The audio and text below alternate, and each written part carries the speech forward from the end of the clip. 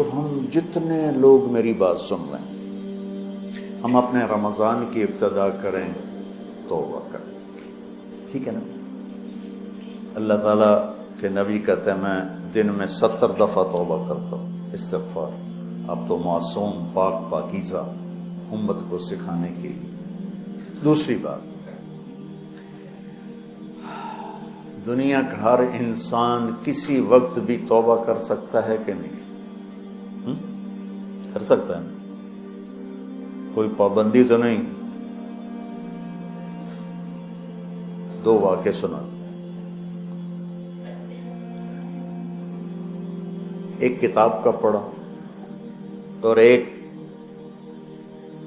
ساتھی پر جو یعنی وہ راوی اول پہلا شخص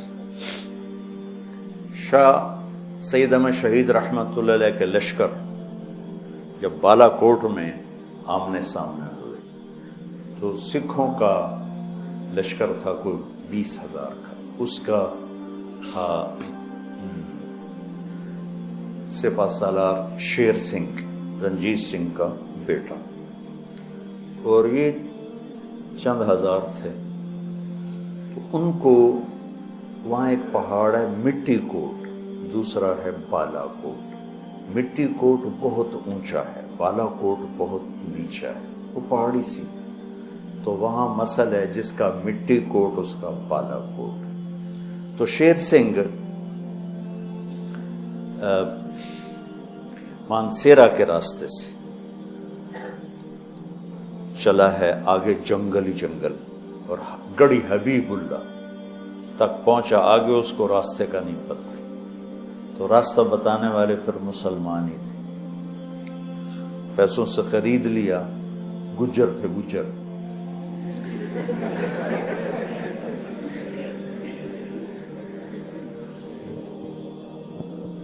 تو وہ تو ہر قوم میں اچھے برے تو ہر قوم میں ہوتے ہیں۔ ویسے تاریخ بتا رہا ہوں تو میں کہتا ہوں ہر چیز بتاؤں، یہ تاریخ کے طور پہ بتا رہا ہوں، نہ کہ برائی کے طور پہ۔ تو گجروں نے راستہ بتایا اور مٹی کوٹ پہ لے آئے، بالا کوٹ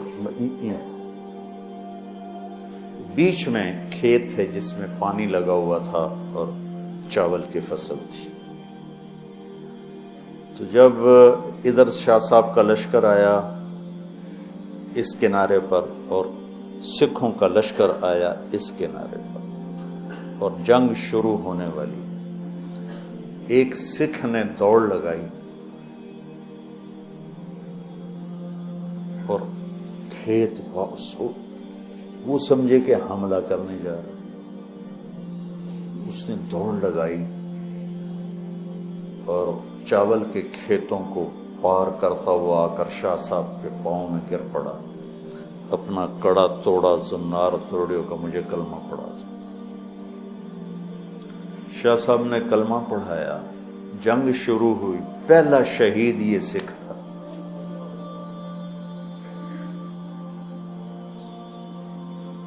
اس کی حالت کفر میں اللہ کو کیا بات پسند آئی کہ چند منٹ پہلے تک وہ کفر کافر شدید، اور 1 گھنٹے کے بعد وہ شہید، ٹھیک ہو گئی۔ عبدالوحید صاحب رحمۃ اللہ علیہ میرے دوست تھے، گلاسگو میں رہتے تھے، میواتی تھے، پیر محل کے۔ وہاں مزدوری کرنے گئے ایک انگریز کے نوکر ہو کے، اس کی 20 سال نوکری کی، پھر اللہ نے وسعت دی، اپنا کام کر۔ تو کبھی کبھی اس سے کہتے سر آپ یہ کلمہ پڑھ لیں، مسلمان ہو جائیں، وہ ٹال دیتا تھا۔ انہوں نے آ کے اپنی جو تجارت چلائی اس میں مگن ہو گئے، رابطے گم ہو گئے۔ کئی سال کے بعد، کوئی 10-15 سال کے بعد انہیں فون آیا کہ میں تیرا پرانا باس بول رہا ہوں، میں فلاں ہاسپٹل میں ہوں، مجھے آ کے ملو۔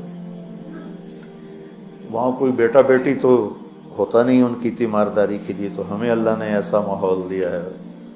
یہ پہنچے تو وہ تکلیف میں تھا، کہنے لگا مسٹر عبدالوحید، جو بات تم مجھے کہا کرتے تھے مجھے آج پڑھا دے، سکھا دے۔ کہنے کہ میں نے اس سے کلمہ پڑھایا، اس نے کلمہ پڑھا اور اس سے اگلے سیکنڈ وہ مر گیا۔ رمضان میں جو مر جائے اس کی بخشش ہو جاتی، اس کا حساب نہیں ہوتا، حساب نہیں ہوتا نا۔ تو کسی نے مجھ سے پوچھا بعد میں ہوتا ہے؟ میں نے کہا اللہ تعالیٰ کوئی ہماری طرح، اللہ تو رحیم و کریم ہے، ایک دفعہ چھوڑ دیا تو چھوڑ دیا، یہ تھوڑا ہونا آ جاؤ بھائی ضمانت کینسل ہو گئی ہے دوبارہ پا دے۔ یہ تو دنیا کے دستور، جب اس نے ایک دفعہ کہا چاو۔ تو یہ بہت مبارک مہینہ ہے، اس کی عظمت اور فضیلت تو یہ ہے کہ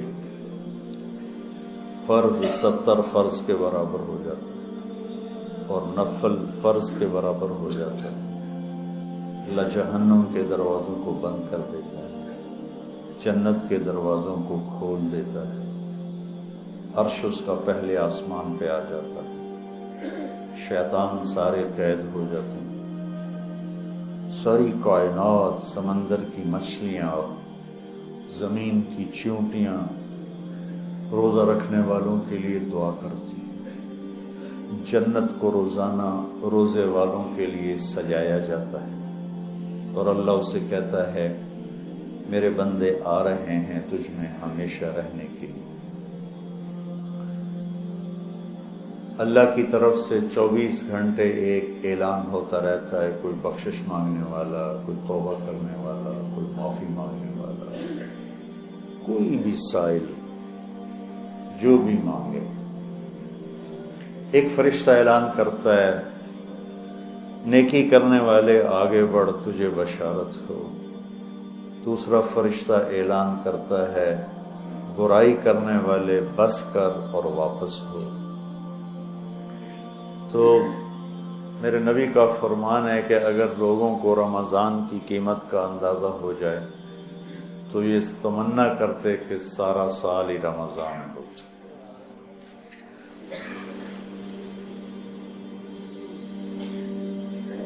ٹھیک ہو؟ یہ تو آپ کو نے دو غیر مسلموں کی بات سنی۔ من کان آخر کلامہ لا الہ الا اللہ دخل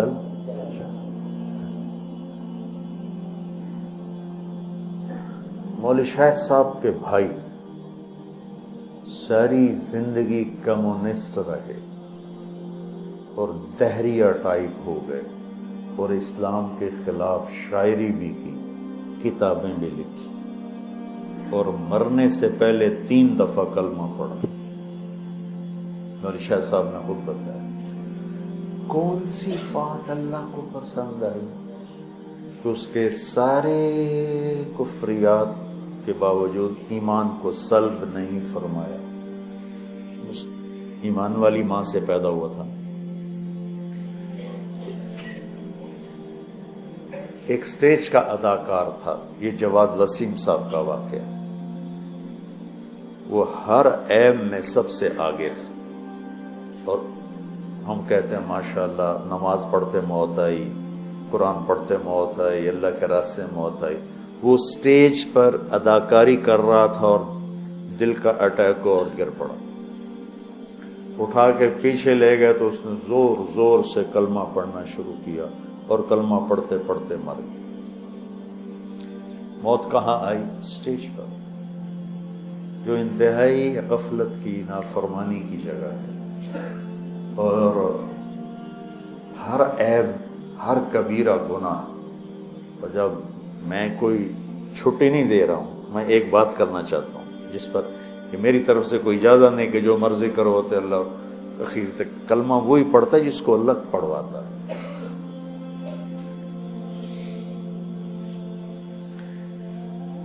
نور جہاں رحمت اللہ علیہ نے ساری زندگی گانا گایا، کہ مولوی صاحب ہنس پڑے کہ میں نے رحمت اللہ علیہ کیوں گایا؟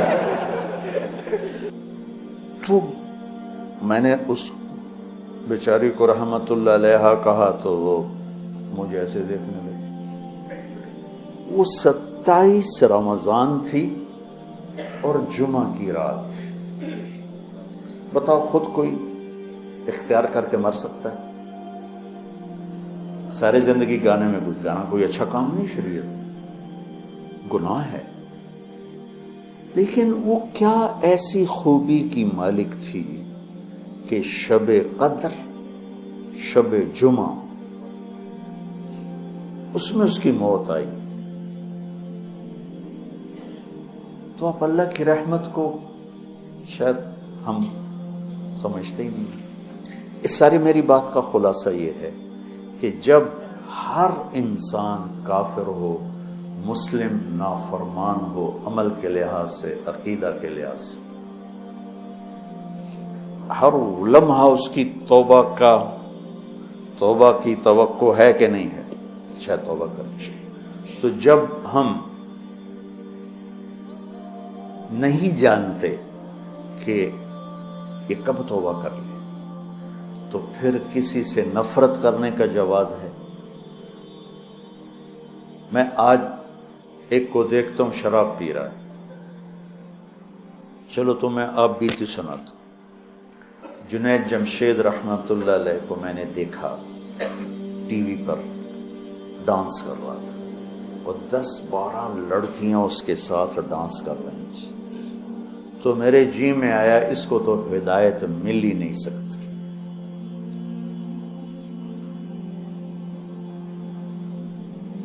اور اللہ نے اس کی ہدایت کا مجھے ہی ذریعہ بنایا۔ صرف کوئی 4 مہینے کے بعد نظام چلا، کیا خوبصورت زندگی لے کر گیا۔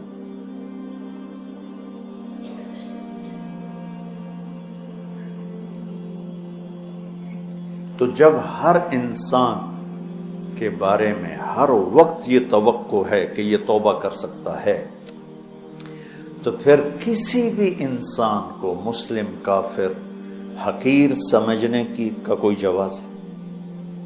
آج وہ یہ کر رہا ہے، وہ رات کو توبہ کر لے، وہ کل توبہ کر لے، وہ موت کے آخری لمحے میں توبہ کر لے، تو میری حقارت تو مجھے گرا دے گی، اور وہ جنت کے مزے کر رہا ہوں۔